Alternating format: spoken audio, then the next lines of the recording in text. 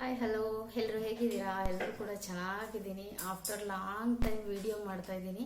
Long time video ಅಂದರೆ after 3 ಮಂತ್ಸೇ ಆಯ್ತೇನೋ. 3 ಮಂತ್ಸಿಂದ ಒಂದು video ಕೂಡ ಆಗ್ತಿಲ್ಲ. ಯಾವುದೋ ಒಂದೆರಡು ಶಾರ್ಟ್ಸ್ ಹಾಕಿದ್ದೆ ಬಿಟ್ಟರೆ ಇನ್ನು ನಾನು ವೀಡಿಯೋ ಮಾಡೋಕ್ಕೆ ಹೋಗಿಲ್ಲ. ಫಸ್ಟ್ ಆಫ್ ಆಲ್ ಮಾಡೋಕ್ಕೆ ಹೋಗಿಲ್ಲ ಅನ್ನೋಕ್ಕಿಂತ ವೀಡಿಯೋ ಮಾಡದೇ ಇರೋಕ್ಕೂ ಕೂಡ ಒಂದು ದೊಡ್ಡ ರೀಸನ್ ಇದೆ. ತಮ್ಮ ಮೇಲೆ ನೋಡಿರಬಹುದು ನೀವು ಯಾವ ರೀತಿ ಹಾಕಿದ್ದೀನಿ ಅಂತೇಳಿ. ಸೊ ಹೌದು, ನನ್ನ ಚಾನಲ್ ಕೂಡ 3 ಮಂತ್ಸಿಂದ ಬ್ಯಾಕ್ ಡಿಮಾನಿಟೈಸೇಷನ್ ಆಗಿತ್ತು. ಸೊ ನಾವೇನಪ್ಪ ಅಂತ ಹೇಳಿದರೆ ಅದಕ್ಕೆ ಹೇಳೋದು, ಯೂಟ್ಯೂಬ್ನ ಎಷ್ಟೇ ನಾವು ತಿಳ್ಕೊಂಡಿದ್ದೀವಿ ಅಂದ್ರೂ ತುಂಬಾ ಕಲಿಯೋದಿರುತ್ತೆ ಯೂಟ್ಯೂಬಲ್ಲಿ. ಸೊ ಮೀನ್ಸ್ ಹಂಗಂತ ನಾನೆಲ್ಲ ಯೂಟ್ಯೂಬಲ್ಲಿ ತಿಳ್ಕೊಂಡಿದ್ದೀನಿ ಅಂತ ಹೇಳ್ತಾ ಇಲ್ಲ. ನನಗೆ ಮೊದಲಿಂದನೂ ಗೊತ್ತು. ಅಷ್ಟಾಗಿ ನನಗೆ ಎಷ್ಟು ಗೊತ್ತು ಅಷ್ಟೇ ಯೂಟ್ಯೂಬಲ್ಲಿ ಕೆಲವೊಂದು ಗೊತ್ತಿತ್ತು. ಹಾಗಾಗಿ ವಿಡಿಯೋಸ್ ಮಾಡ್ತಾಯಿದ್ದೆ. ಚಾನಲ್ ಕೂಡ ಲೈವ್ ಅದು ಇದು ಮಾಡಿಕೊಂಡು ಮಾನಿಟೈಸೇಷನ್ ಕೂಡ ಆಯಿತು. ಆಫ್ಟರ್ ನಾನು ವಿಡಿಯೋ ಆಗ್ತಾಯಿದ್ದೆ. ಸೊ ನನ್ನ ಒಂದು ಫ್ಯಾಮಿಲಿ ಟೈಮ್ ಜೊತೆಗೆ ನನ್ನ ಒಂದು ಮೆಮೊರೀಸಿಗಾಗಿರ್ಬೋದು, ಒಂದೇನೋ ಮೋಟಿವೇಶನ್ ಸ್ಪೀಚಿಗೆ, ನನ್ನ ಮನಸ್ಸಿನ ಖುಷಿಗೋಸ್ಕರ ನಾನು ಕೆಲವೊಂದು ವೀಡಿಯೋಸ್ನೆಲ್ಲ ಆಗ್ತಾ ಹೋಗ್ತಿದ್ದೆ. ಆಫ್ಟರ್ ಮಾನಿಟೈಸೇಷನ್ ಎಲ್ರಿಗೂ ಗೊತ್ತಾಗಿರಾಗೆ ಡಾಲರ್ ಆ್ಯಡ್ ಆಗ್ತಾ ಹೋಗ್ತಾ ಇತ್ತು. ಸೊ ನನ್ನ ಡಾಲರ್ ಕೂಡ ತುಂಬಾ 3 ಮಂತ್ ಮಾನಿಟೈಸೇಷನ್ ಆದಮೇಲೆ ವಿಡಿಯೋಗೆ ಸ್ವಲ್ಪ ವ್ಯೂಸ್ ತುಂಬಾ ಇಲ್ಲ ಅಂದ್ರೂ ನನ್ನ ಮನಸ್ಸಿನ ಸಮಾಧಾನ ಮಟ್ಟಿಗೆ ಡಾಲರ್ ಆ್ಯಡ್ ಆಗ್ತಾ ಹೋಗ್ತಾ ಇತ್ತು. ಅಂದರೆ ಒಂದು 58 ಏನೋ ಡಾಲರ್ ಏನೋ ಆಗಿತ್ತು. ಓಕೆನಾ? ಇದಾದಮೇಲೆ ಸೊ ಈಗ ವಿಡಿಯೋ ಹಾಕ್ಕೊಂತ ಹೋಗ್ತಾ ಇದ್ದೆ. ಟೈಮ್ ಸಿಕ್ಕಾಗ ಒಂದು ವಿಡಿಯೋ ಮಾಡ್ತಾಯಿದ್ದೆ, ಶಾರ್ಟ್ಸ್ ಹಾಕ್ತಾಯಿದ್ದೆ. ಈಗೇನೆ ಮಾಡ್ತಾ ಇರಬೇಕಾದ್ರೆ ಇನ್ನು ಎಲ್ರಿಗೂ ಗೊತ್ತಿರೋಂಗೆ ನಾನು ಮಾಡಿದ ಮಿಸ್ಟೇಕ್ ಏನಪ್ಪ ಅಂತ ಹೇಳಿದರೆ, ವಿಡಿಯೋ ಪೂರ್ತಿಯಾಗಿ ನೋಡಿ ನಾನು ಯಾವ ರೀತಿ ಎಲ್ಲ ಇದನ್ನು ಸಾಲ್ವ್ ಮಾಡಿಕೊಂಡೆ, ಮಾನಿಟೈಸೇಷನ್ ಡಿಮಾನಿಟೈಸೇಷನ್ ಆಗಿದ್ದನ್ನು ಮತ್ತೆ ಹೇಗೆ ಮಾನಿಟೈಸೇಷನ್ ಮಾಡಿಕೊಂಡೆ ಅನ್ನೋದನ್ನು ಪೂರ್ತಿಯಾಗಿ ನೀವು ವಿಡಿಯೋ ವಾಚ್ ಮಾಡಿದರೆ ಮಾತ್ರ ಗೊತ್ತಾಗುತ್ತೆ. ಇಲ್ಲಾಂದರೆ ಗೊತ್ತಾಗಲ್ಲ. ಅರ್ಧಂಬರ್ಧ ವಿಡಿಯೋ ನೋಡಿದರೆ ಖಂಡಿತ ಗೊತ್ತಾಗೋದಿಲ್ಲ. ಹಾಗಾಗಿ ಹೇಳ್ತಾ ಇದ್ದೀನಿ ಅಷ್ಟೇ. ಸೊ ಮಾನಿಟೈಸೇಷನ್ ಆನ್ ಆಗಿದ್ದನ್ನು ನಾನು ಮಿಸ್ಟೇಕ್ ಮಾಡಿದ್ದೇನೆಂದರೆ, ನಮ್ಮ ಡಿಸೆಂಬರ್, ಜನವರಿ, ಫೆಬ್ರವರಿ ಟೈಮಲ್ಲಿ ಬಿಗ್ ಬಾಸ್ ನಡೀತಾ ಇತ್ತು ಕಲರ್ಸ್ ಕನ್ನಡದಲ್ಲಿ. ಈ ಸತಿ ತುಂಬಾ ಎಲ್ಲರೂ ಫ್ಯಾನ್ಸ್ ಇದ್ದರು. ಫ್ಯಾನ್ಸ್ ಅನ್ನೋಕ್ಕಿಂತ ತುಂಬ ಜನ ಈ ಸರಿ ಬಿಗ್ ಬಾಸ್ ನೋಡ್ತಾ ಇದ್ರು. ಯಾವಾಗ್ಲೂ ಬಿಗ್ ಬಾಸ್ ಬರ್ತಾಯಿತ್ತು. ಯಾವತ್ತೂ ನಾನು ಇಂಟ್ರೆಸ್ಟ್ ಕೊಟ್ಟು ಬಿಗ್ ಬಾಸ್ ಯಾವತ್ತೂ ನೋಡಿರಲಿಲ್ಲ. ಈ ಸರಿ ಒಂದು ಅರ್ಧದಿಂದ ನನಗೆ ಟೈಮ್ ಸಿಕ್ಕಾಗ ಮಾತ್ರ ಸ್ವಲ್ಪ ನಾನು ಬಿಗ್ ಬಾಸ್ ನೋಡ್ತಾ ಇದ್ದೆ. ಅದು ಸ್ಯಾಟರ್ಡೆ ಸಂಡೇ ಅಷ್ಟೇ.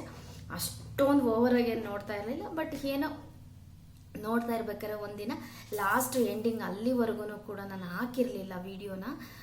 ಬಿಗ್ ಬಾಸ್ನ ಯಾವುದೇ ಕೂಡ ವಿಡಿಯೋ ಹಾಕಿರಲಿಲ್ಲ. ಅವತ್ತು ರಿಸಲ್ಟ್ ಫೈನಲ್ ಡೇ ದಿನ ಏನಾಯಿತು, ಗಿಲ್ಲಿ ಯಾವ ವಿಡಿಯೋಕ್ಕೆ ನನಗೆ ಹಾಕಿದ್ದಕ್ಕೆ ಪ್ರಾಬ್ಲಮ್ ಆಯಿತು ನನ್ನ ಚಾನಲಲ್ಲಿ ಅಂತ ಹೇಳ್ಬಿಡ್ತೀನಿ. ಸೊ ಗಿಲ್ಲಿ ಗೆದ್ದ ದಿನ ಅವನು ಟ್ರೋಫಿ ಇಸ್ಕೊತಾನೆ, ಹೌದಲ್ವಾ? ಸೊ ಟ್ರೋಫಿ ಇಸ್ಕೊಳೋ ಮೂಮೆಂಟನ್ನ ತುಂಬಾ ಎಲ್ಲರೂ ನಮ್ಮ ಬಿಗ್ ಬಾಸ್ ಫ್ಯಾನ್ಸಿಗೆ ತುಂಬ ಮೆಮೊರಿಯಬಲ್ಲು, ಖುಷಿಯಾಗಂಥ ಒಂದು ಟೈಮು.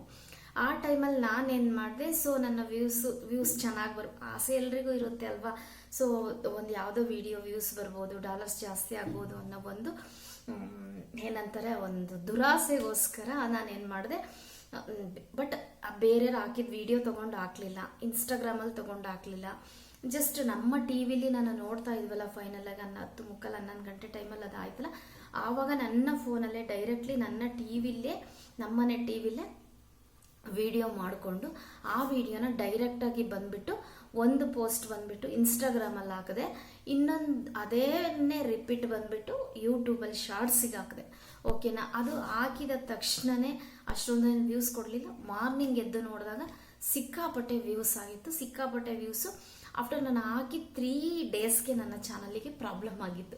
ತುಂಬ ದಿನ ಏನೋ ತಗೊಳ್ಳಿಲ್ಲ. ಕೆಲವೊಬ್ಬರಿಗೆ ಹೇಳ್ತಾರೆ ಹಾಕಬೇಡಿ, ಬೇರೆಯವ್ರ ಕಂಟೆಂಟ್ ಹಾಕಬೇಡಿ, ಬಿಗ್ ಬಾಸ್ ಕಂಟೆಂಟ್ ಹಾಕಬೇಡಿ, ಚಾನಲ್ಲಿ ಪ್ರಾಬ್ಲಮ್ ಆಗುತ್ತೆ ಅಂತ ಸುಮಾರಷ್ಟು ತಿಳಿದವ್ರು ಹೇಳ್ತಾರೆ.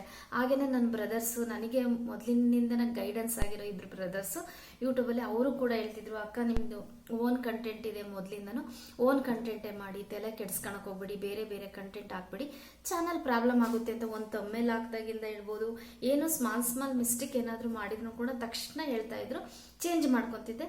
ಬಟ್ ಈ ಟೈಮ್ ಏನಾಯಿತು ಅಂದರೆ, ಅವರು ಕೂಡ ನಮ್ಮ ಬ್ರದರ್ ಬ್ಯುಸಿ ಇದ್ದರು, ಒಂದು ಹಾಗೆ ಅಬ್ಸರ್ವ್ ಮಾಡೋಕ್ಕಾಗಿಲ್ಲ ನನ್ನ ಚಾನಲ್ನ. ಓಕೆನಾ? ಅದು ತುಂಬ ದಿನದ್ದು ಗ್ಯಾಪು ಅಲ್ಲ, ಒಂದು 3 ಡೇಸ್ ಒಳಗೆ ಇಷ್ಟೆಲ್ಲ ಆಯಿತು ಘಟನೆ.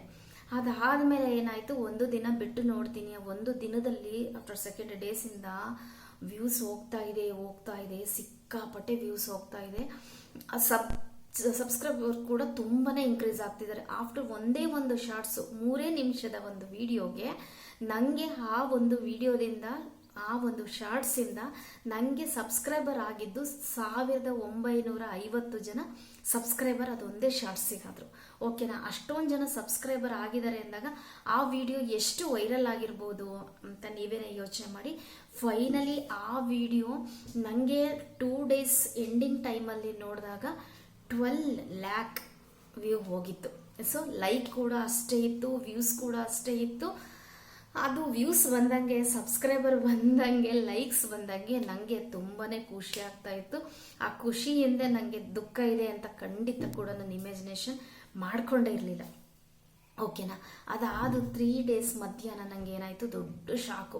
ಈಗೇನೆ ನನಗೆ ಅದು ಯಾವಾಗ ವಿಡಿಯೋ ವೈರಲ್ ಆಯ್ತು, ಸಬ್ಸ್ಕ್ರೈಬರ್ ಆಗ್ತದೆ, ಪದೇ ಹೋಗೋದು YTS ಸ್ಟುಡಿಯೋಕ್ಕೆ ಹೋಗೋದು, ಎಷ್ಟು ಲೈಕ್ ಬಂದಿದೆ ಅಂತ ನೋಡೋದು, ಇಲ್ಲ ಪದೇ ಹೋಗೋದು ಯೂಟ್ಯೂಬ್ ಚಾನಲ್ಗೆ ಹೋಗಿದ್ದು ವ್ಯೂಸ್ ಎಷ್ಟಾಗಿದೆ ಅಂತ ನೋಡೋದು, ಕಾಮೆಂಟ್ಸ್ ನೋಡೋದು, ಇದೇ ಆಗ್ಬಿಡ್ತು. ಸೊ ಒಂದು 3 ಡೇಸಲ್ಲಿ ಸಿಕ್ಕಾಪಟ್ಟೆ ಖುಷಿ ಅಂದರೆ ಸಿಕ್ಕಾಪಟ್ಟೆ ಖುಷಿ. ಯಾಕೆ ಅಂದರೆ ನಾನು ಲೈವ್ ವೈರಲ್ ಆಗಿ ಮಾನಿಟೈಸೇಷನ್ ಆಗಿರೋದು ಎಲ್ರಿಗೂ ಗೊತ್ತು. ಸೊ ನನಗೊಂದು ಹಾಕಿರೋ ಶಾರ್ಟ್ಸ್ ಇಷ್ಟೊಂದು ವೈರಲ್ ಆಗ್ಬಿಡುತ್ತಲ್ಲ, ಇಷ್ಟೊಂದು ಸಬ್ಸ್ಕ್ರೈಬ್, ಯಾರಿಗೆ ಖುಷಿ ಇರಲ್ಲ ಹೇಳ್ರಿ. ನಮ್ಮ ಚಾನಲ್ ಏನೋ ಒಂದು ಮಿರಾಕಲ್ ಆಗ್ತಾ ಇದೆ ಅಂದಾಗ.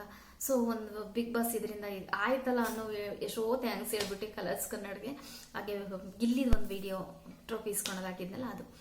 ಸೊ ಆಮೇಲೆ 3 ಡೇಸ್ ಮಧ್ಯಾಹ್ನ, 3ನೇ ದಿನ ಮಧ್ಯಾಹ್ನ ಅಂದರೆ ಮೀನ್ಸ್ ಒಂದು 5 ಗಂಟೆಗೆ ನನಗೆ ಬಿಗ್ ಶಾಕ್ ಏನಪ್ಪ ಅಂತ ಹೇಳಿದರೆ, ನನ್ನ ಚಾನಲ್ಗೆ ನನ್ನ YT ಸ್ಟುಡಿಯೋಗೆ ಒಂದು ಕಮ್ಯುನಿಟಿ ಗೈಡೆನ್ಸ್ ಇಂದ ಒಂದು ಮೆಸೇಜ್ ಬರುತ್ತೆ.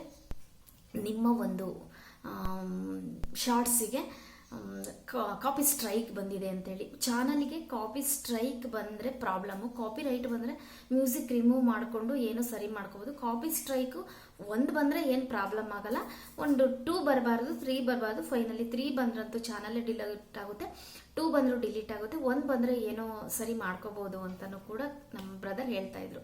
ಓಕೆ, ಅದೇ ರೀತಿ ಏನೋ ಕಾಪಿ ಸ್ಟ್ರೈಕ್ ಬಂತು. ಸೊ ಅದನ್ನು ಕಾಪಿ ಸ್ಟ್ರೈಕ್ ಬಂದ ತಕ್ಷಣ ಏನಾಗ್ಬಿಡುತ್ತೆ ಅಂದರೆ, ನಾವು ಯಾವ ವಿಡಿಯೋಗೆ ಕಾಪಿ ಸ್ಟ್ರೈಕ್ ಬಂದಿರುತ್ತಲ್ವ, ಸೊ ಅದು ಡಿಲೀಟ್ ಆಗುತ್ತೆ. ವಿಡಿಯೋ ಆಟೋಮೆಟಿಕಲಿ ಯೂಟ್ಯೂಬ್ ಕಡೆಯಿಂದನೇ ಡಿಲೀಟ್ ಮಾಡಿಬಿಟ್ಟು ಕಾಪಿ ಸ್ಟ್ರೈಕ್ ಬಂದಿದೆ ಅಂತ ಹೇಳ್ತಾರೆ. ಕಾಪಿ ಸ್ಟ್ರೈಕ್ ಬಂದು ಅಷ್ಟೇ ನಮಗೆ ಪನಿಷ್ಮೆಂಟ್, ಕಾಪಿ ಸ್ಟ್ರೈಕ್ ಅಷ್ಟೇ ಆಗಿರಲ್ಲ, ಆ ಕಾಪಿ ಸ್ಟ್ರೈಕಿಂದ ಇಷ್ಟುದ್ದಲ್ಲಿ ಇಷ್ಟು ಕೊಟ್ಟಿರ್ತಾರೆ. ಈ ನಮ್ಮ ಚಾನಲ್ಗೆ ಕಾಪಿ ಸ್ಟ್ರೈಕ್ ಬಂದಿದೆ ಅಲ್ವಾ, ಏನೇನೆಲ್ಲ ಮಿಸ್ಟೇಕ್ ಮತ್ತೆ ನೆಕ್ಸ್ಟ್ ನಿಮಗೆ ಕಾಪಿ ಸ್ಟ್ರೈಕ್ ಬಂದರೆ ಏನು ಪ್ರಾಬ್ಲಮ್ ಆಗುತ್ತೆ ನಿಮ್ಮ ಚಾನಲಿಗೆ, ಇನ್ನು ಮುಂದೆ ಯಾವ ರೀತಿ ವಿಡಿಯೋ ಮಾಡಬೇಕು, ಯಾವ ರೀತಿ ಇರಬೇಕು, ಪ್ರತಿಯೊಂದನ್ನು ಕೂಡ ಅವರು ಹೇಳ್ತಾರೆ. ಓಕೆನಾ, ಆ ರೀತಿ ನನಗೆ ಕಮ್ಯುನಿಟಿ ಗೈಡ್ಲೈನ್ಸಿಂದ ಒಂದು ಮೆಸೇಜ್ ಕೂಡ ಬಂತು. ಆಫ್ಟರ್ ಅದಾದಮೇಲೆ ಬಿಡು ಹೋಗಲಿ ಏನೋ ಆಗಲಿ, ಕಾಪಿ ಸ್ಟ್ರೈಕ್ ಬಂತು, ಆ ವಿಡಿಯೋ ಕೂಡ ಡಿಲೀಟ್ ಮಾಡಿದೆ, ಏನು ಪ್ರಾಬ್ಲಮ್ ಆಗಲ್ಲ ಅಂತ ರಿಲೀಫಲ್ಲಿ ಇದ್ದೆ ಒಂದು 4 ಡೇಸ್. ಓಕೆನಾ, ಅದು ಮೈಂಡಲ್ಲಿ ಕೂಡ ಇತ್ತು, ನನ್ನ ಚಾನಲ್ಗೆ ಯಾವತ್ತೂ ಆಗಲಿಲ್ಲ, ಮಿಸ್ಟೇಕ್ ಮಾಡಿದೆಲ್ದಳು, ಇವತ್ತು ನಾನು ಮಿಸ್ಟೇಕ್ ಮಾಡಿಬಿಟ್ನಲ್ಲ, ಈ ರೀತಿ ಆಗ್ಬಿಡ್ತಲ್ಲ ಅಂತ ಸ್ವಲ್ಪ ಬೇಜಾರು ಕೂಡ ಇತ್ತು.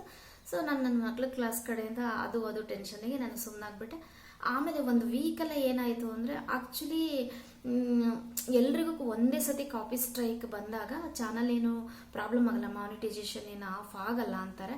ಬಟ್ ನಂಗಾಗಿದ್ದು ಏನಪ್ಪ ತೊಂದರೆ ಅಂದರೆ, ಚಾನಲ್ ಒಂದು 5-6 ದಿನದ ಮೇಲೆ ನನಗೆ ಚಾನಲ್ ಡಿಮಾನಿಟೈಸೇಷನ್ ಆಗಿದೆ, ನೀವು ಕಮ್ಯುನಿಟಿ ಗೈಡ್ಲೈನ್ಸ್ ಫಾಲೋ ಮಾಡ್ತಾ ಇಲ್ಲ, ರೂಲ್ಸ್ ಆ್ಯಂಡ್ ರೆಗ್ಯುಲೇಷನ್ಸು ಫಾಲೋ ಮಾಡ್ತಾ ಇಲ್ಲ, ಸೊ ನಿಮ್ಮ ಚಾನಲ್ಲು ಡಿಮಾನಿಟೈಸೇಷನ್ ಆಗಿದೆ ಅಂತ ಹೇಳಿ ಒಂದು ದೊಡ್ಡ ಶಾಕ್ ಕೊಟ್ಬಿಟ್ರು.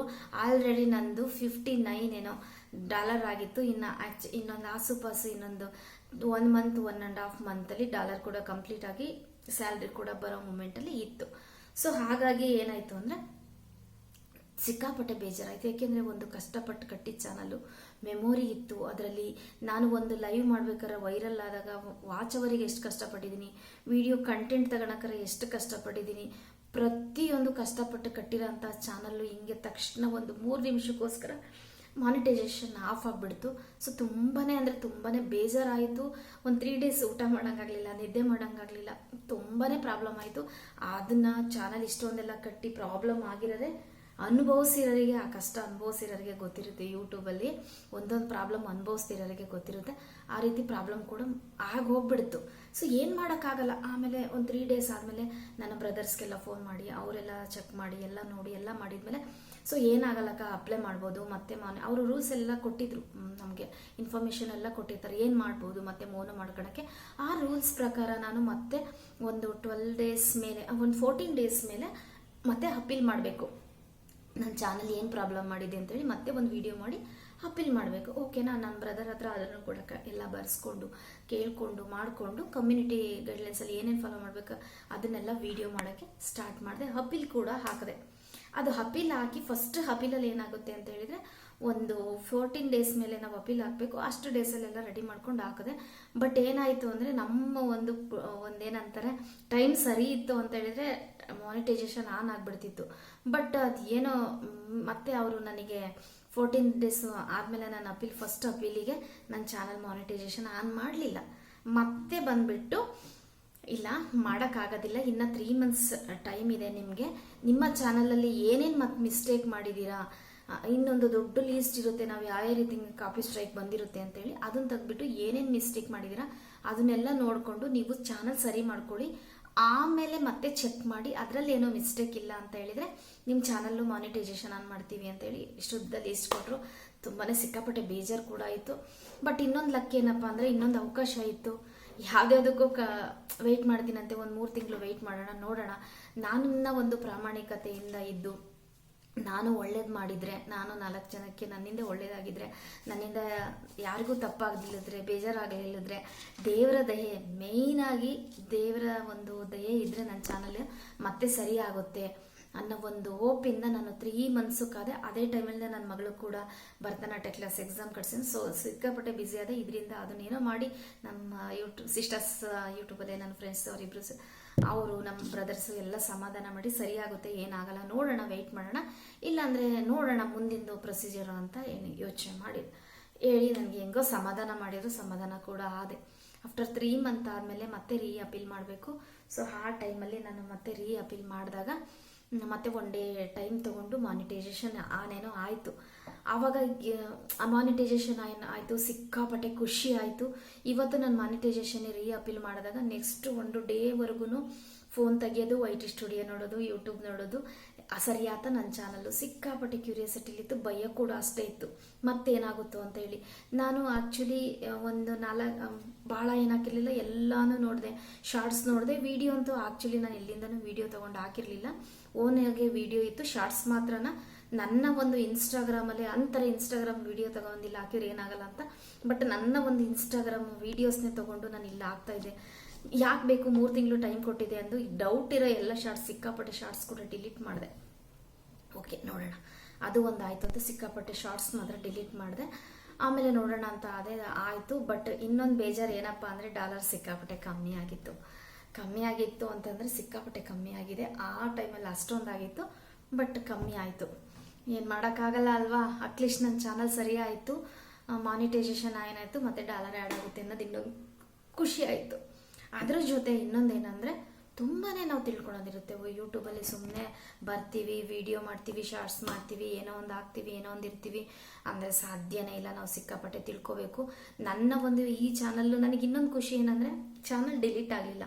ಎಷ್ಟೋ ಜನದವು ಚಾನಲ್ ಡಿಲೀಟ್ ಆಗೋಗ್ಬಿಟ್ಟಿದ್ದಾವೆ, ಬಟ್ ನನ್ನ ಚಾನಲ್ ಡಿಲೀಟ್ ಆಗಲಿಲ್ಲ. ನನ್ನ ಮೆಮೊರಿ ಕೂಡ ಎಲ್ಲನೂ ಇತ್ತು. ಅದೊಂದು ಸಿಕ್ಕಾಪಟ್ಟೆ ಭಯ ಇತ್ತು, ಎಲ್ಲಿ ಚಾನಲ್ ಡಿಲೀಟ್ ಆಗುತ್ತಾ ಅಂತ. ಬಟ್ ಚಾನಲ್ ಡಿಲೀಟ್ ಕೂಡ ಆಗಲಿಲ್ಲ, ಅದೊಂದು ಖುಷಿ. ಆಮೇಲೆ ಕಾಪಿ ಸ್ಟ್ರೈಕಲ್ಲಿ ಏನೇನು ಫಾಲೋ ಮಾಡಬೇಕೆಲ್ಲ ಇರುತ್ತೆ. ಯಾರಿಗಾದರೂ ಇಂಟ್ರೆಸ್ಟ್ ಇತ್ತು ಅಂತ ಹೇಳಿದರೆ ನಾನು ಡಿಮಾನಿಟೈಸೇಷನ್ ಆದಮೇಲೆ ಏನೇನೆಲ್ಲ ಫಾಲೋ ಮಾಡಿ ನನ್ನ ಚಾನಲ್ ಸರಿ ಮಾಡಿಕೊಂಡೆ ಅಂತ ಅದೊಂದು ವಿಡಿಯೋ ಮಾಡ್ತೀನಿ.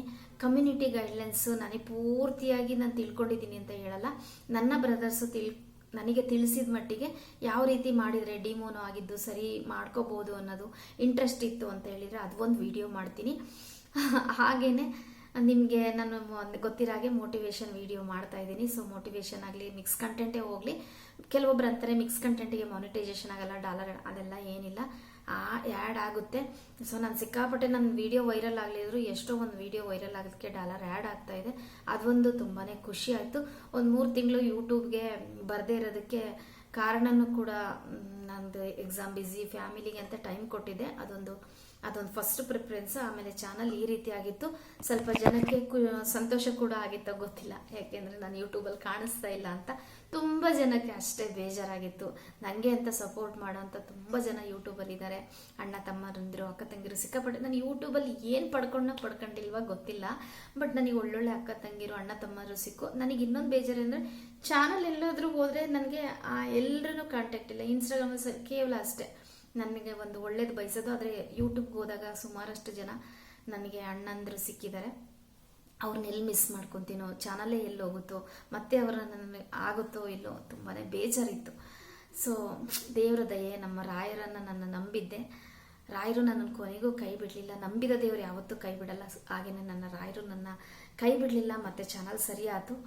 ಕೆಲವೊಬ್ಬರಿಗೆ ಓದ್ಲು ಅನ್ನೋದು, ಚಾನಲಿಂದ ಓದ್ಲು ಅಂತ ಏನೇನೋ ಮಾತಾಡಿದರು, ಬಟ್ ನಾನು ಯಾರ ಮಾತು ಕಿವಿಗೆ ಹಾಕೋಣಕ್ಕೆ ಹೋಗಲ್ಲ. ಸೊ ನನ್ನ ಒಂದು ಒಳ್ಳೇದು ಮಾಡಿದರೆ ದೇವ್ರನ್ನ ಒಳ್ಳೇದು ಮಾಡೇ ಮಾಡ್ತಾನೆ. ನಾನು 4 ಜನ ಕೆಟ್ಟದ್ದು ಮಾಡಿದರೆ ಕೆಟ್ಟದ್ದು ಮಾಡೇ ಮಾಡ್ತಾನೆ. ನಿಮ್ಗೆ ಏನಾದರೂ ಇಂಟ್ರೆಸ್ಟ್ ಇತ್ತು ಅಂದರೆ ಯಾವ್ಯಾವುದು ನಾನು ಡಿಮಾನಿಟೈಸೇಷನ್ ಆದಾಗ ನೀವು ಯಾವ್ಯಾವ್ದೆಲ್ಲ ಪ್ರಾಬ್ಲಮ್ಮು ಅರ್ಥ ಆಗಲಿಲ್ಲದು ಫೇಸ್ ಮಾಡ್ತಿದ್ದೀರಾ ಅಂತ ಹೇಳಿದರೆ ನಾನು ಅದೊಂದು ವಿಡಿಯೋ ಯಾವ ರೀತಿ ಬೇಕು ಅಂತ ವಿಡಿಯೋ ಮಾಡ್ತೀನಿ. ನಿಮಗೆ ಏನು ಅನ್ನಿಸ್ತು, ಏನಾದರೂ ಡೌಟ್ ಇದ್ದರೆ ಕಮೆಂಟ್ ಬಾಕ್ಸಲ್ಲಿ ಕಮೆಂಟ್ ಹಾಕಿ. ನಾನು ಖಂಡಿತ ರಿಪ್ಲೈ ಕೂಡ ಮಾಡ್ತೀನಿ. ರಿಪ್ಲೈ ಮಾಡೋಕ್ಕಾಗಲಿಲ್ಲ ಅಂದರೆ ಆ ಕಂಟೆಂಟ್ ಬಗ್ಗೆ ವಿಡಿಯೋ ಕೂಡ ಮಾಡ್ತೀನಿ. ಈ ರೀತಿ ನನ್ನ ಚಾನಲ್ಸ್ ಮತ್ತೆ ಸರಿ ಆಯಿತು. ಚಾನಲ್ ಸರಿ ಆದಮೇಲೆ ಮತ್ತೆ ಡಾಲರ್ ಕೂಡ ಆ್ಯಡ್ ಆಗ್ತಾ ಇದೆ. ಇನ್ಮೇಲೆ ನನ್ನ ವೀಡಿಯೋಸ್ ಕಂಟಿನ್ಯೂ ಆಗಿರುತ್ತೆ. ದಯವಿಟ್ಟು ಎಲ್ಲರೂ ವಿಡಿಯೋ ನೋಡಿ ಇನ್ಮೇಲೆ ಸಪೋರ್ಟ್ ಮಾಡಿ, ಅಷ್ಟೇ ಕೇಳ್ಕೊಳೋದು. ಸಪೋರ್ಟ್ ಜೊತೆ ನಿಮ್ಮ ಪ್ರೀತಿ ವಿಶ್ವಾಸನೂ ಕೂಡ ನನ್ನ ಚಾನಲ್ ಮೇಲೆ ಹಾಗೆ ಇರಲಿ. ಇನ್ಮೇಲೆ ನನ್ನ ಭರತನಾಟ್ಯ ಕ್ಲಾಸ್ ಎಕ್ಸಾಮ್ ಕೂಡ ಮುಗೀತು. ನನಗೂ ಕೂಡ ರೆಸ್ಟ್ ಬೇಕಿತ್ತೇನೋ ಗೊತ್ತಿಲ್ಲ. ಯೂಟ್ಯೂಬ್ ಕಡೆ ಇರೋ 3 ಮಂತ್ಸ್ ರೆಸ್ಟ್ ಕೊಟ್ಟರು ನನಗೆ ಅನ್ಕೊತೀನಿ.